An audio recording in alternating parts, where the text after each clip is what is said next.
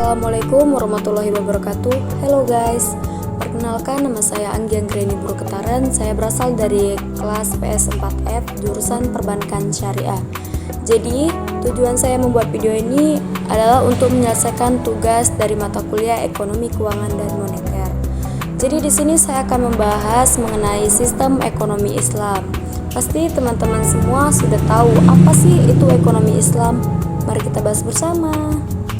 Jadi, sistem ekonomi Islam itu adalah sistem yang mengatur setiap kejadian ekonomi berdasarkan prinsip syariahnya.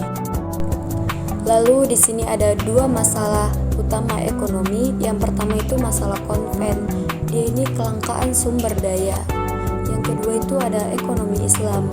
Bagaimana mengatasi dan mendistribusikan sumber daya secara adil dan optimal untuk kesejahteraan umat. Lalu di sini juga terdapat 3 aspek penting dalam sistem ekonomi Islam. Yang pertama itu adalah kelembagaan inti sistem ekonomi Islam, yang dimana ada 7 contoh dalam kelembagaan inti sistem ekonomi Islam.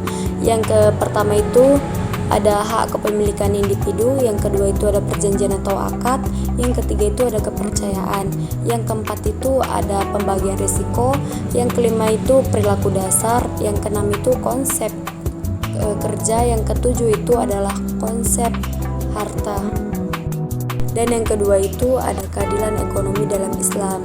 Di sini terdapat 3 contoh dalam keadilan ekonomi dalam Islam. Yang pertama itu ada kebersamaan hak akses sumber daya, yang kedua itu kejujuran dalam transaksi, yang ketiga itu ada distribusi kekayaan merata. Untuk mencapai kebersamaan, keadilan, serta kesejahteraan, ini adalah tujuan bagi semua masyarakat. Dan yang ketiga itu ada peran negara dalam sistem ekonomi Islam. Ini menentukan dan menetapkan aturan sesuai syarat Islam dalam menjalankan ekonomi Islam.